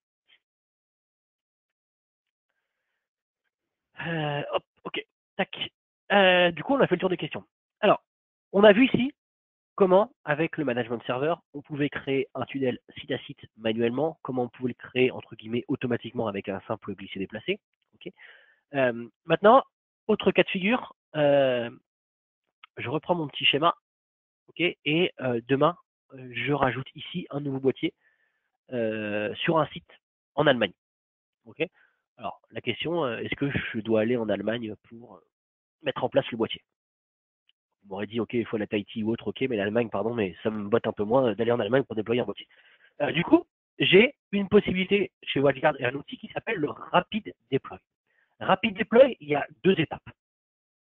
Première étape, c'est ici la déclaration du Rapid Deploy. Okay, le Rapid Deploy, c'est un service cloud WatchGuard. Du coup, je vais avoir d'un côté la possibilité de dire que lorsque un boîtier avec un numéro de série en particulier va pour la première fois se connecter à Internet, je veux automatiquement qu'il aille pointer vers mon management server ici. Okay. Mon management server, moi, est disponible sur une IP publique. Ça me permet d'interconnecter et d'avoir tous mes boîtiers qui remontent. D'accord. Donc automatiquement, dès lors que le boîtier va avoir une connexion Internet, il va aller requêter le service Rapid Deploy côté WatchGuard. Et côté WatchGuard, on va dire, ah oui, ton numéro de série match avec une information que moi j'ai dans ma base. Donc pour ce numéro de série, il faut que tu ailles pointer vers tel management server qui a tel IP public. D'accord. Du coup, mon boîtier, automatiquement, donc en gros ici, voilà comment ça fonctionne, je vais aller importer simplement un fichier CSV avec un format spécifique où j'ai le nom du boîtier avec lequel je veux qu'il apparaisse, le numéro de série et l'IP public avec l'IP public du management server vers laquelle il va pointer. Ok. Une fois que ça, je l'ai uploadé côté Rapid Deploy, mon boîtier va remonter ici dans mon management server comme un device inconnu. D'accord. Une fois qu'il apparaît ici comme un device inconnu, libre à moi de l'accepter ou non. Je l'accepte, je l'ajoute. Une fois qu'il est ajouté, automatiquement, mon boîtier est sous contrôle du management server.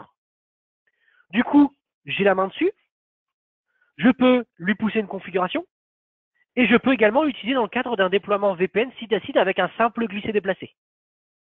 D'accord.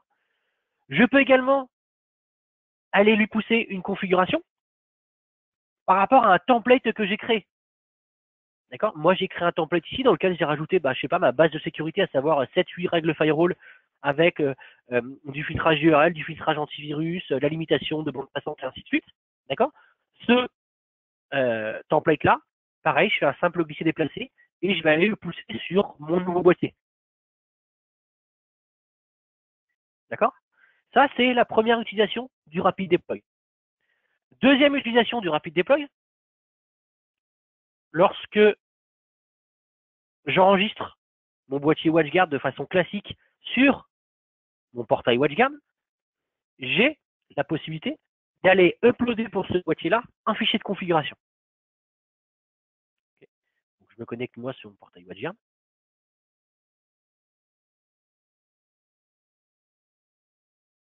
Sur mon portail WatchGuard, je vais dans la partie Support Center.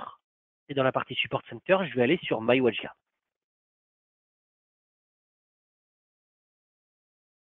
Toujours aussi rapide notre site.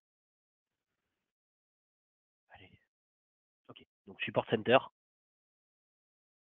Je vais cliquer ici sur My WatchGuard et Manage Product. D'accord.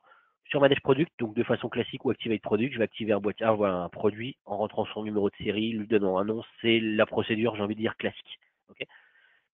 Par contre, derrière, sur un boîtier, je vais pouvoir uploader un fichier de configuration au format XML. Donc, ça charge. Par exemple, je vais prendre ici un boîtier qui est enregistré FBEA. Je sais pas. J'ouvre un gros site qui va être un M670. Okay, donc M670 1000 users.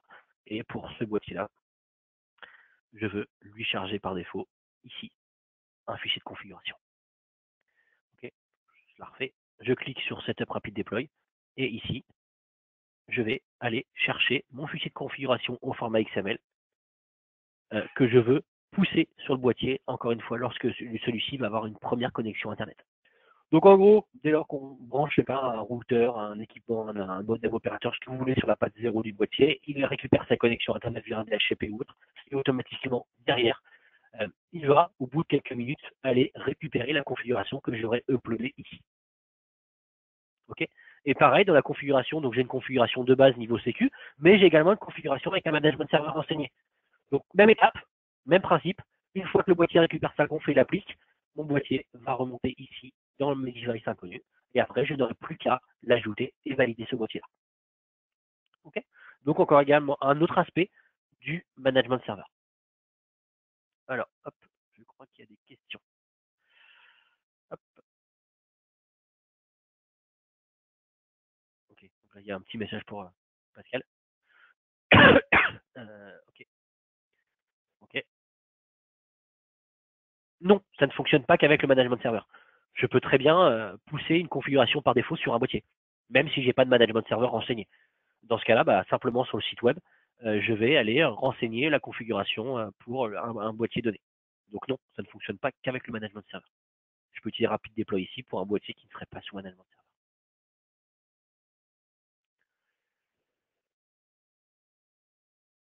Voilà, en une heure, un petit peu moins d'une heure, ce qu'on est capable de faire avec le management serveur, les avantages que l'on a, la flexibilité que l'on a en termes de déploiement, en termes de modification, en termes de sécurité, donc, avec une architecture multisite via de l'IPsec versus des sites interconnectés via opérateur. Okay, donc les VPN que je crée moi-même, soit manuellement, soit via un glisser-déplacé. Okay, la sécurité que je peux appliquer directement lorsque je monte un tunnel. Okay, la limitation, la gestion de bande passante. D'accord, et puis derrière, potentiellement remonter automatiquement des boîtiers, encore une fois, via mon management server. Okay, maintenant, souvenez-vous, tout à l'heure, j'ai rajouté un petit point important lorsque Pascal a fait sa présentation, où je parlais de visibilité. D'accord. Maintenant, là, j'ai moi mes différents sites qui sont interconnectés. Du coup, je vais pouvoir, via mon WatchGuard Dimension, avoir une visibilité de ce qui se passe sur le réseau. Okay, donc là, je reprends mes différents boîtiers qui remontent. Donc, je retrouve mon pari Bossé, je retrouve mon pari à Bégou. D'accord. Je retrouve ici mon site de Ramatuel. Donc pareil, j'ai toute la visibilité qui apparaît ici. Du coup, je clique ici sur mon site de Ramatuel, donc ça prend quelques secondes pour afficher le tableau de bord. Mais je vais avoir encore une fois une visibilité rapide de ce qui se passe sur le réseau. Et par conséquent, derrière, avoir la possibilité, via le management serveur, de pouvoir modifier et affiner ma sécurité. D'accord. Si je vois que j'ai un applicatif ou un type de flux qui est bien trop consommateur de ressources ou de bande passante sur un lien, du coup, avec cette visibilité-là que je vais avoir via mon WatchGuard Dimension, je vais avoir la possibilité derrière d'aller affiner ma politique de sécurité sur mon boîtier.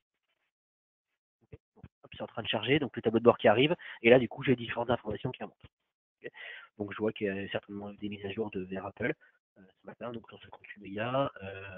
Puis après, je vois les différentes catégories d'URL et autres qui sont requêtées. Mais ça, on rentre dans la visibilité classique qu'on est capable d'offrir via WatchGuard Dimension. Pascal, quelque chose à rajouter, des questions?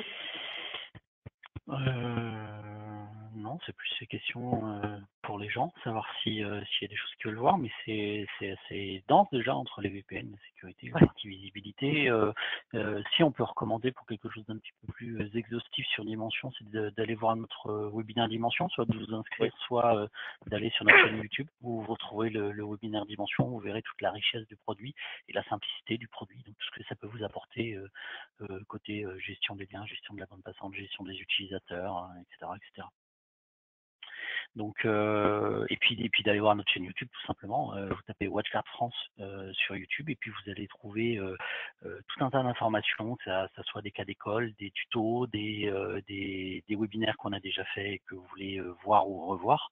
Tout ça sur YouTube pour compléter ce qu'on a pu dire aujourd'hui, sachant qu'on pourrait, je pense, tenir encore bien 2 heures si on veut rentrer dans tout ce qu'on peut faire. Ah oui, encore plein de possibilités de démos à faire ou autre que ouais, bien sûr. Ouais.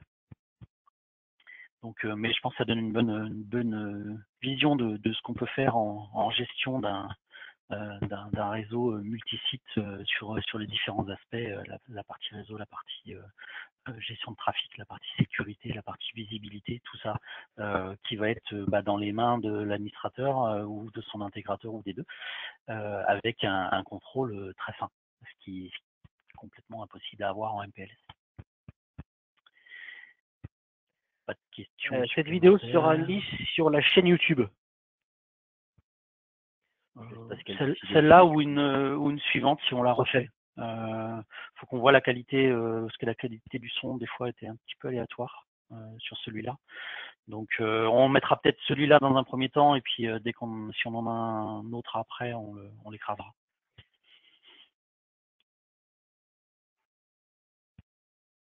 Et sinon, je pense que c'est bon. C'est bon. Donc, merci tout le monde d'être venu sur ce webinaire qu'on rejouera probablement. C'était la première fois qu'on le jouait. N'hésitez pas si vous avez des commentaires par la suite, des sujets que vous voulez creuser, à nous contacter, techniquement Florian ou sinon moi. Et puis voilà. Je ne sais pas si tu veux rajouter quelque chose, Florian, mais Non, merci. Merci pour d'avoir assisté à ce webinaire. Pris beaucoup de plaisir, moi, à me préparer ce webinaire. Parce que c'est un sujet que l'on entend ou dont les partenaires clients nous parlent de plus en plus. Juste avant d'avoir, entre guillemets, l'idée de Pascal de faire ce webinaire-là, par rapport à différents rendez-vous, j'ai dit à Pascal, ouais, mais non, c'est une super bonne idée. Pourquoi? Parce que tel client qui j'ai fait un rendez-vous, tel client autre me dit, il est en train de supprimer son archi MPF pour basculer vers du lien IPsec géré par lui-même. Donc je pense clairement, là aujourd'hui, on est dans l'air du temps, comme on peut être dans l'air du temps avec la partie SD1, mais voilà. Aujourd'hui, alors autant il y a quelques années, on avait beaucoup de migration de IPsec vers MPS, mais je pense, par retour d'expérience, par discussion et par parler de rendez-vous sur le terrain, que soit le déploiement se stabilise, soit on commence peut-être même un retour en arrière à basculer sur des liens que chaque client veut clairement manager, pour les différentes raisons dont on a parlé tout à l'heure, et peut-être même pour d'autres raisons dont on n'a pas forcément encore connaissance. Ouais. Merci Pascal. Merci à toi et merci à tout le monde. Et puis surtout, passez un bon vendredi et puis un très bon week-end surtout. Merci bien, bonne fin de journée. Au revoir. Au revoir.